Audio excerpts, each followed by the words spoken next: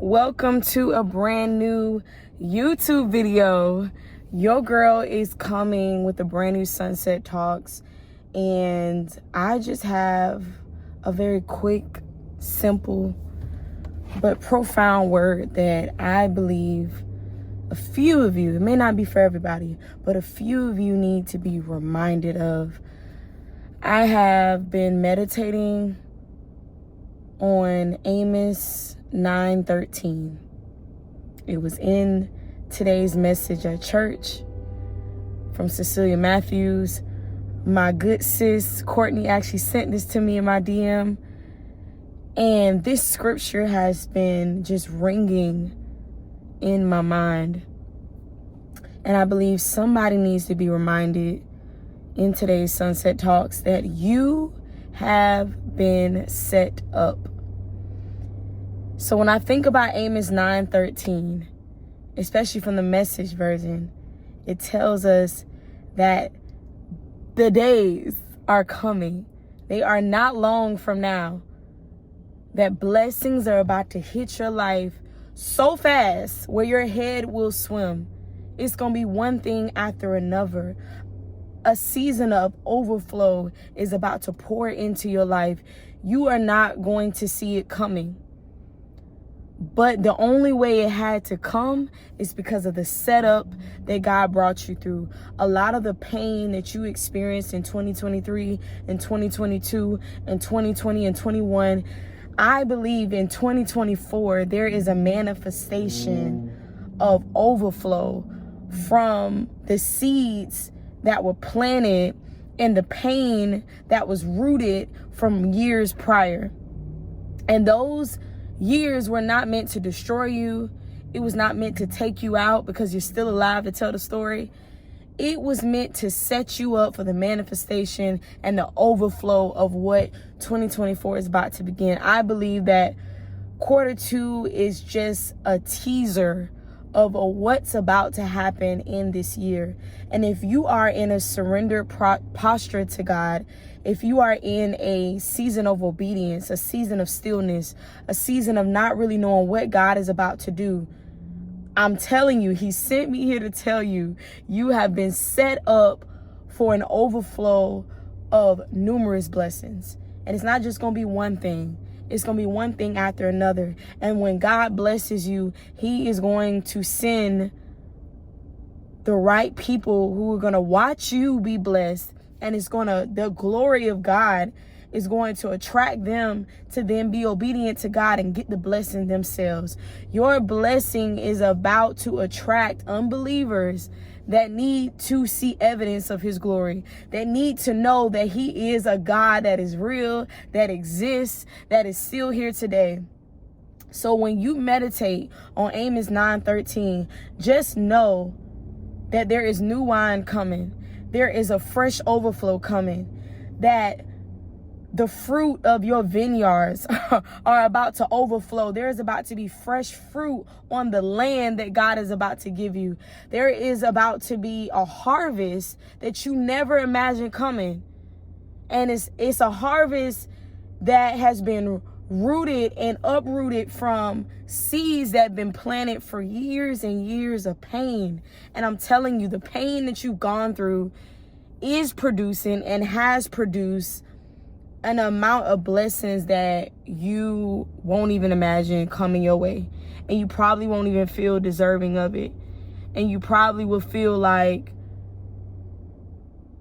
I didn't even pray for that blessing. There's about to be blessings that's going to hit your life that you did not pray for, that you did not even imagine that God was going to do that it was going to get that good. And I'm telling you right now, what God is about to do in your life, eyes have not seen, ears have not heard, neither has it entered into the heart of man what God has prepared for those who love Him. So I'm telling you right now, in the midst of your setup, in the midst of your stillness, in the midst of your waiting, as you wait with new mercies, as you wait patiently, like Lamentations tells us, as you wait on His faithfulness, I'm telling you right now, get your mind prepared and ready for the harvest. Because in order for the harvest to have room in your life, There needs to be space, and there needs to be a mental preparation for what God is about to do. Because in order to sustain the blessing, you got to be prepared on what it's going to look like to walk in the blessing, of what it's going to look like to actually have it in your midst. And then you also got to prepare your space. You know how you clean up before guests come to your house? It's time to clean up your space and get into the presence of God and realize that for what God is about to do in this season, it's going to require more prayer. It's going to require you getting deeper into devotion in his word. It's going to require less of you getting in the way. It's going to require full surrender. I don't care how afraid you are to give it all to God. It's going to require full surrender. Full surrender means you're not going to have to be lukewarm in this season. You can't afford to blend in with everybody else. You can't afford to go everywhere that you used to go. I am so glad that I am in love with Jesus in this way. I wish I would have stopped playing games sooner. When I tell you the fullness that I've experienced in obedience, the fullness that I've experienced in surrender, this is the best my life has ever been, and it's just getting started. It's just getting started. So all of my mistakes was a setup. All of my pain was a setup. All of the wrong relationships I was in was a setup. All of the old friendships I'm no longer in was a setup. Everything that I've experienced up until this point was a setup for what the surrender season was going to look like.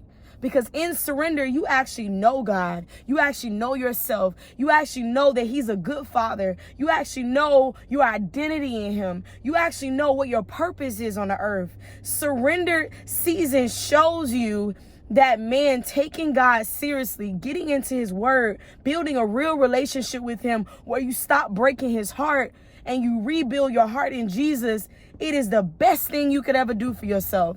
It is the best thing you could ever experience. And when you get serious about God, other people's salvation will be opened up. Other people's salvation will not be delayed because of your obedience, because of your favor. So I'm telling you, meditate on Amos 9:13 and know that the best is coming.